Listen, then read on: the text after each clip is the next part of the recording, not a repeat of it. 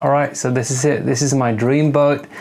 Just a little bit smaller, a little bit more affordable. There's just something about creating something out of plywood and epoxy, designing something from scratch and building something out of nothing really.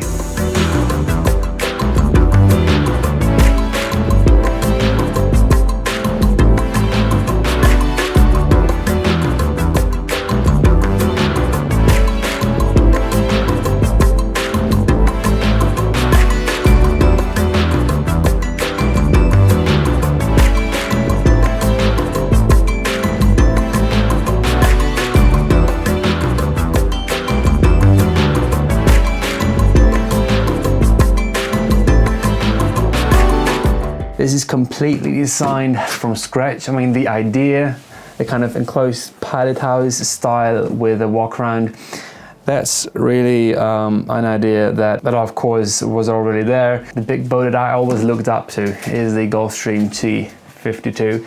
Gulfstream actually do make airplanes, but they have now done, I think, 2 boats actually. But the first boat, the T52, is one of the most beautiful boats I've ever seen. The lines, the versatility with the enclosed pilot house walk around style boat. Big boat that has capability to go far, to go in any weather, and still gives you that cool center console style look, which I love and which a lot of people love. This is based on that idea of pilot house center console boat, although this is of course not a complete replica of that boat.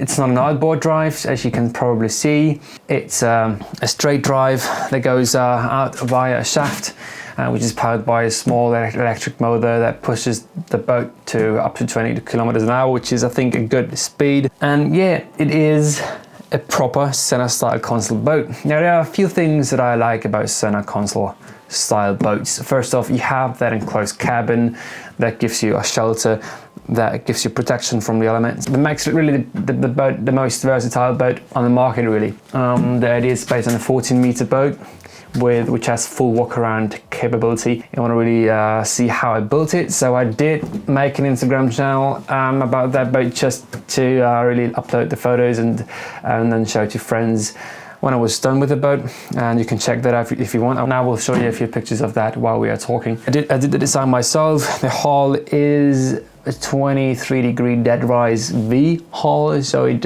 shall give you a dry and comfortable ride. It shall not flop around in the water. Of course, I mean, it's still a radio-controlled boat, but it will give you, I think, a pretty comfortable ride. It will not give you a good dry ride though, because of course the boat is small, waves are kind of splashing all over it. But what I forgot really to implement within the boat is that I did not make a flared bow. So those big center console style boats, the Hydra Sports, also the Viking Fisher boats, do have a flared bow. Well, my boat does not have a flared bow. To make a flared bow, you actually have, there's a lot of work that goes into it, in designing it, and also kind of in making it. But still, it does a great job at pounding through waves. And there's one thing I wanted to be capable of as well.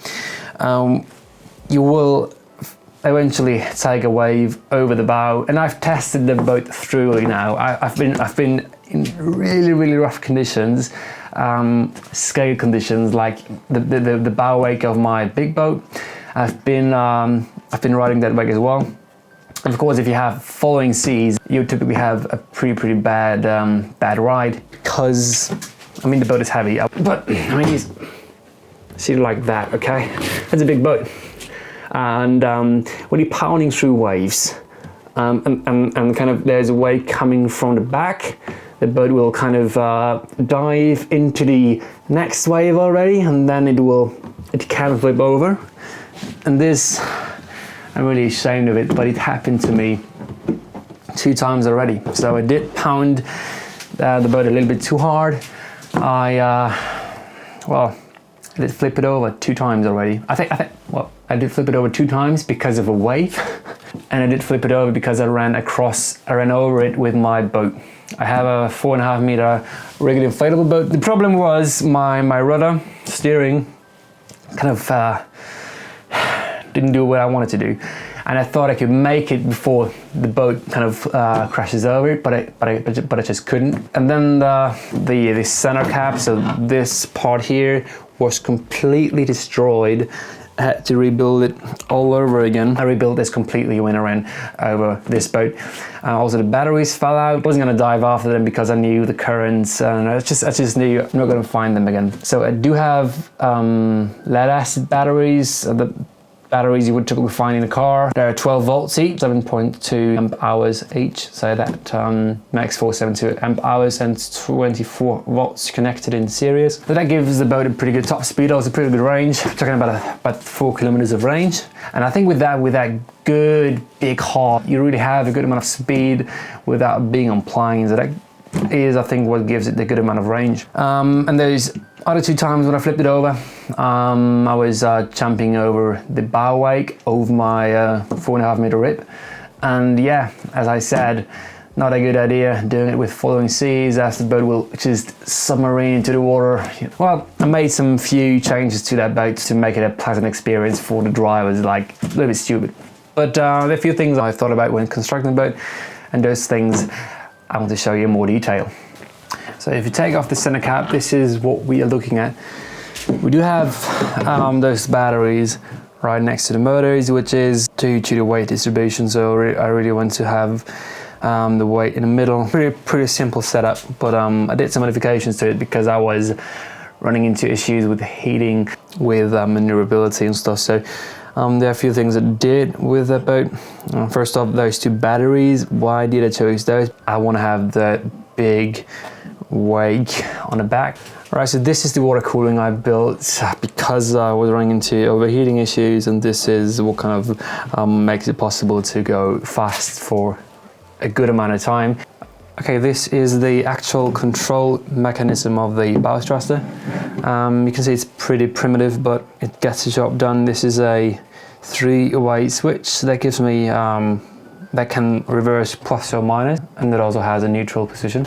And as you can see,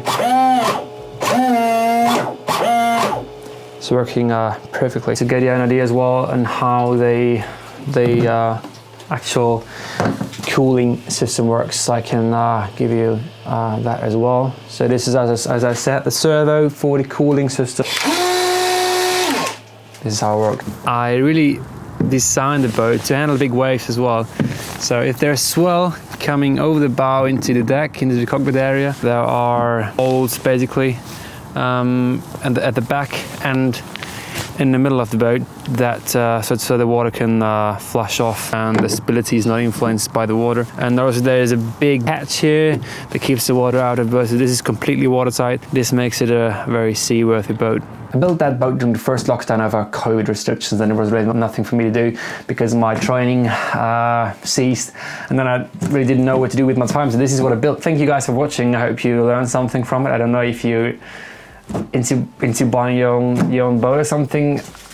If you want to do it, I think just do it, because why the heck not? I mean, you do learn a lot from it. So if you guys have any questions about that boat, about anything of the building process, feel free to drop me a comment below and I will try to answer them as soon as possible.